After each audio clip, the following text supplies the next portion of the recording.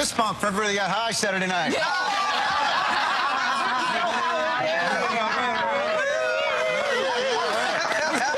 Hasn't affected your ability to host The Price is Right at all. No, time town. No, not at all. How about Monday morning? So, Drew, we've been digging through your Instagram account, and we came across a photo of you that I think you need to explain what this is. Oh, my God, that's so excellent. Saturday night. I would still make out with her, but what is going on? I took a photography class at the Art Center in Pasadena, and I take classes all the time at night. And I had to do a portrait, a natural light portrait. I didn't have anybody to pose for me, so I got my makeup lady from Price is Right to come over, and she got the wig together and did my makeup one afternoon. And I had a big long. I put the camera up, and it's a self-portrait. I just took pictures of myself. Wow. Great. Got an A. See that in a museum in a few years. Yes, Americana. Oh, one of my friends liked it so much, he goes, you got to get me a copy of that. So I made her a big blow-up copy and put it in a frame. It's hanging up in a... Cindy Sherman. It's pretty awesome. Yeah. Now, long before you were famous, you were paid $10 to $15 for every joke that you wrote for a radio. My friend of mine, David Lawrence, yeah, he actually, this guy was, does voiceover work and stuff now, does some acting, and he lives in LA now. And he encouraged me early on to write jokes for his radio shows. I was working as a waiter, and I wasn't enjoying it, and he thought I didn't know what to do, and I wasn't making enough money. And he said, well, I'll pay you 10 to 15 bucks if you write jokes for me. And so I went to the library, and I got a book on how to write jokes. Wow. And that's, I got to figure out how to write jokes. I think the book was called How to Write Jokes. Do you remember any of your books from that time? Yeah, it was some British guy wrote it. Well, now there's like a million books, but back then there wasn't any books, you know. So, do you remember a joke that you wrote though? Like what? Oh, they were horrible. No, they were all terrible. I can't remember one of them. They were all just awful. I blacked out all you got paid. Yeah, That's right. Just terrible. A career-defining moment in your life was when you first appeared. Yeah. Thank you. Finally, something will happen for me.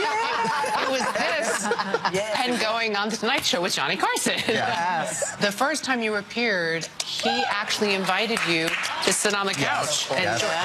But that first appearance wasn't the first time you were asked on the show. No. You didn't go the first time. No, the whole long story of it is that like 3 years before that, I got approved to do the Tonight Show. I did a set down at the County Magic Club down in Hermosa. They approved me. Jim McCauley approved me. He was the booker. And I thought, great. And that was like in the summer. It was like the end of May. And then later that year, I was staying at a friend's house out here and Kevin Pollak said, hey, you should go to the Tonight Show and see what it's like before you go to do the show and have a look around. So I said, great. So there was a Thursday, and I was playing down at the County Magic Club. And I went to just to visit the set to see what it was like. Jerry Seinfeld was there backstage. Oh, wow. And who was the... darn, I'm blanking on the comic, but he was a friend of the comic that was working. And I remember talking to Jerry Seinfeld backstage, and I go, this is great. And he goes, yep, this is what it's all about. Do this is what it's all about. And so Jim McCauley knew I was there, and he said, so he called me the next day, and I missed the call because I was at a Full House taping. Oh, my God. And this is pre-cell phone, pre-pager. Yeah, nobody could get a hold of me. Why were you at a Full House taping? I was friends with Bob Saget. He invited me to come to a Full House taping, and it was the one with the Beach Boys. Oh, wow. Remember the Beach Boys, Ron? Yeah. And the funniest story, they were doing, do I have time to tell the story really quick, 20 seconds? So he was, the Beach Boys had to do all their stuff early. If you've ever been to a sitcom taping, they tape it in order. But they taped this one out of order so they could do all the Beach Boys scenes quick so they could get out of there. And at the end of the show, at the end of what they were doing, they had them do a promo. So it was all the Beach Boys, and Mike Love was holding one of the Olsen twins. It was like 2.5 or 3 or something like that. And they had a dialogue coach that would tell the Olsen twin what to say. So they would like say the line, and the Olsen twin would repeat it. So Mike Love and what's John his name? Stamos? No, the other Beach Boy, who's Brian Wilson's in the back. So Mike Love is standing up front, and he goes, hi, I'm Mike Love of the Beach Boys. Make sure you watch us on Full House this Wednesday at 8 o'clock. And the dialogue coach creeps up and he goes, say hi, Beach Boys. And Brian Wilson goes, hi, Beach Boys.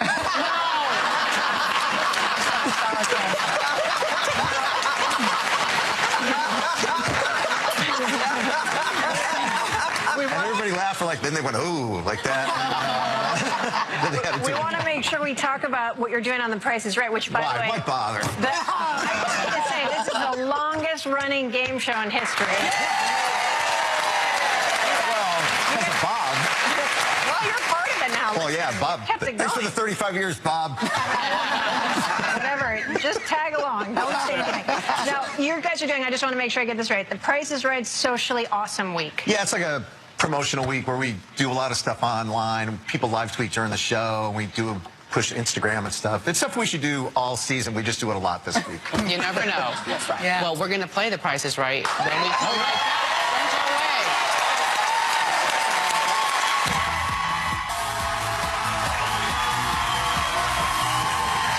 We are back with Drew Carey, which means it's time to play The Price is Right.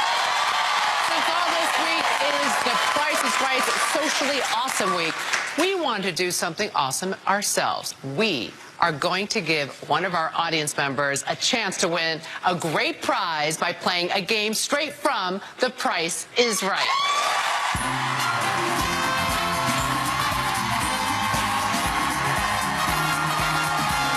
The first thing we need is a contestant. So let's find out who in our audience gets to play. Are you guys ready?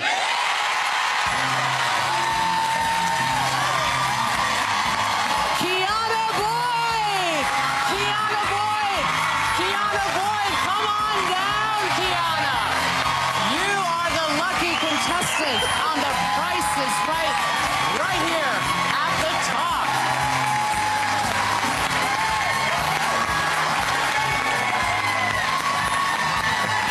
All right, Kiana, how you doing? Nice to meet you. over there. Kiana, I love doing the Matrix. Nice. Now we're going to play this game. It's called Vendo Price, okay? Okay. So say we work here at CBS. We're going to go have lunch. Okay. We have a big, giant vending machine here. Why don't you... How about I tell the prize before we get to the game? Yeah. Do you want to know what you're playing for? Yeah, go ahead. Before I tell you, Julie's going to tell you about all the items we have in the You vending gotta machine. know what the stakes are, Kiana, right? It is a 5-day, 4-night trip to Mexico for two, including airfare. Located in the heart of the Riviera Maya, the new adults-only Secrets Akumal offers an unlimited luxury getaway where everything you need is fully included. All right. Oh, sorry. Okay, good. Good. So at least you know we're playing for it. Yeah. Yes. Oh, it's your birthday. Happy birthday. thank you. Happy birthday. People that have birthdays are usually pretty lucky to the game. Now, here's the only hint I can tell you. The beverage is the least expensive thing. The cereal is the most expensive thing. The candy is right in the middle. Okay. Julie, can you tell us all about what's in the vending machine? Yes, here are the specifics. Listen up. First up is a 16-ounce can of green tea with ginseng. Next, we have a 16-ounce bag of licorice twists. And finally, we have a 25-ounce box of bran cereal with raisins. No, he doesn't like raisins in their cereal. So, yeah, I'm going to buy you lunch today because it's your birthday and we work at CBS. Take this coin. You get to keep that, by the way. Oh, no, you don't get to keep it because you get to drop it in the machine. We have an extra one for you. Go ahead, drop that in the machine. Drop it in, yeah, just put it in the slot up there and watch what happens. Hey, look at this now. Now we have all these items on the shelf. Now, what I told you, remember, the beverage is the least expensive one. The cereal's the most expensive item. Candy's right in the middle. Now we have 1, 2, 3, 4, 5, 6, 7, 8 beverages. Yep. Right? 8 cans of beverage. We have 1, 2, 3, 4, 5 bags of candy. And we have 4 boxes of cereal. What I want to know for you to get this trip to Mexico, which sounds pretty great. It does. Which shelf is the most expensive shelf? When you add all the things together. Pull the lever if you think that's the most expensive thing. Good. Okay, good. Now let's find out how much 8 cans of beverages are. Green tea. 99 cents times 8. $7.92. How much is it for the candy? $2.79 times 5. $13.95. So the 4 cereals together has to be more than $13.95. I think you might be going on your way to Mexico. How much is it for a box of cereal? $3.79. You got it. Congratulations. Congratulations, Kiana! Drew Carey, thank you so much. The Price is Right Socially Awesome Week episodes air every day this week right here on CBS. And when we come right back, Our studio audience also gets sent home with a special prize, so don't go away.